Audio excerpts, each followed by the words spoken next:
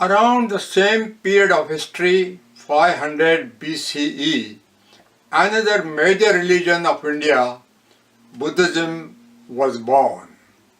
This is the only religion that originated in India but spread and flourished more outside its borders.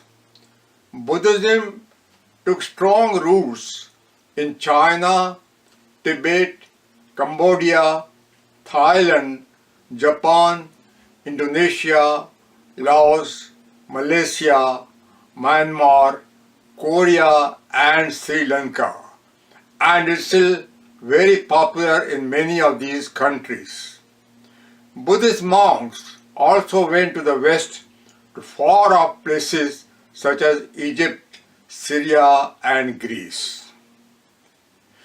It is believed that as many as 84,000 monks were sent out of the country to propagate the spiritual message of the Buddha. According to historian Professor Mahaffy, Buddhist monks preached in Palestine and Syria a couple of centuries before the birth of Christ. Socrates, the famous Greek philosopher, 469 to 399 BC, and teacher of Plato, in his writing has quoted, "The soul being immortal, having been born again and again, and having seen all things that exist, all learning is but a recollection." This gives a strong indication that he may have come in contact with Hindu or Buddhist rishis in some way. In the opinion of the learned Anglican priest C.F. Andrews, the ideal of ahimsa, non-violence, was planted in a holy manner from the Hindu religion. In India, however, after the initial period of its rapid rise, there was a sharp decline in the influence of Buddhism, mainly due to the heavy destruction of the Buddhist monasteries at Nalanda and other places by the Muslim invaders. The renaissance of Hinduism brought about by Sri Shankaracharya was another major important reason. Gautama was the prince born in northeast India. His original name was Siddhartha. After his birth, an astrologer predicted that he would be an ascetic. His father, the king, did not want this to happen, so he prevented the young prince from coming into contact with any sorrowful events which might turn his mind towards a more spiritual search. The king's plan failed, however, as the prince did come face to face with the realities of old age, disease and death. The phenomenon of Kal Chakra, or the cycle of time, was impressed deeply upon his mind. Later, this concept of inevitable suffering would become the pivotal point of his teachings to the entire world. Prince Siddhartha, who was by now married and had a son, left the palace in search of enlightenment. He performed penance for 12 years by going through extreme degrees of physical austerity and discomfort. Toward the end of this period of penance, he once nearly fainted from hunger and exhaustion. He then realized that by physical torture alone, man would not attain the spiritual goal. He therefore gave up extreme degrees of penance, just as he had given up the extreme degrees of indulgence 12 years previously. He adopted the new middle path of moderation. This would be the cornerstone of his spiritual practices in the future. But it was ultimately the process of deep meditation while sitting under the famous banyan tree at Sarnath that brought him the enlightenment he had been seeking for so long. Later, when asked whether he was a god or an angel, he simply acknowledged, "I am awake and I know." He came to be known as Buddha, the Wise One.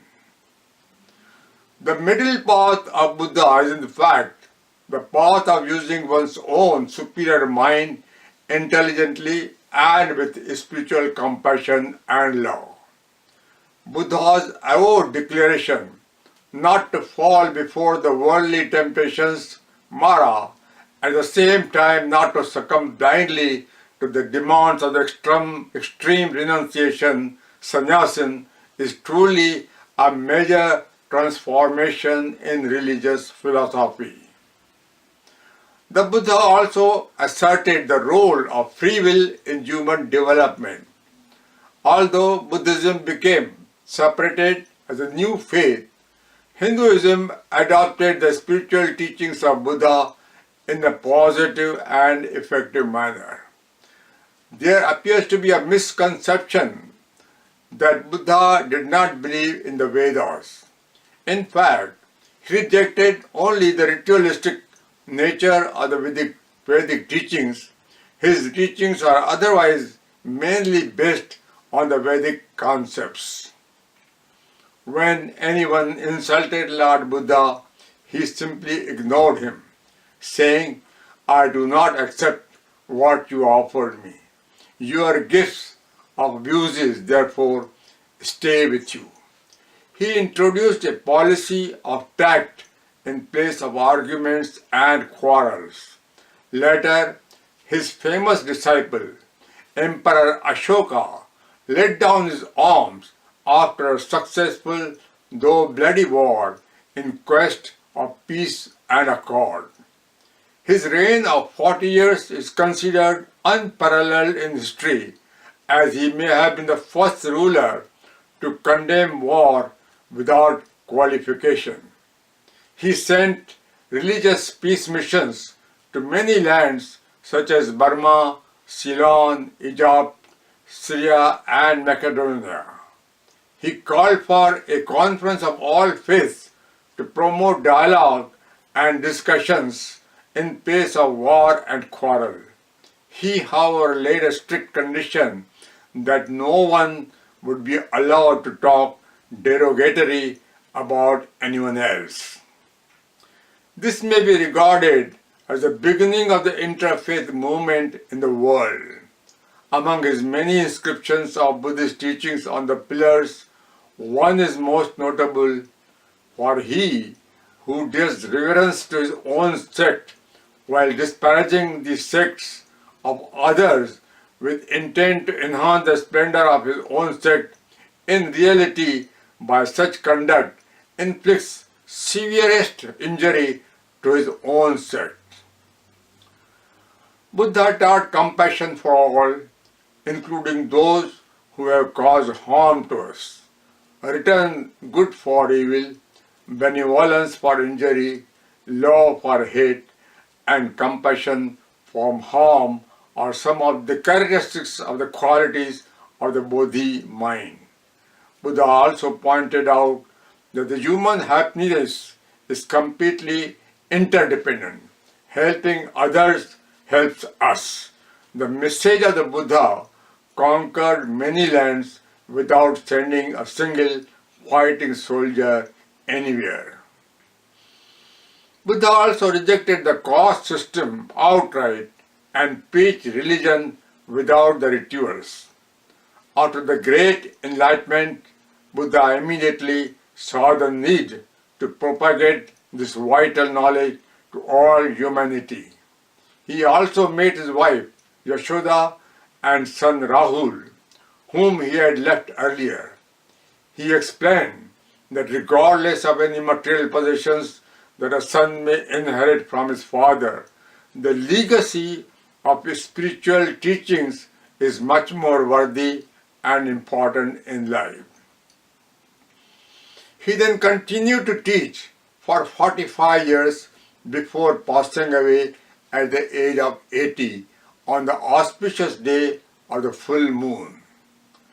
Unlike most other gurus and teachers, he stressed that others should adopt his teachings only when they were convinced about the efficacy of his message in the personal life.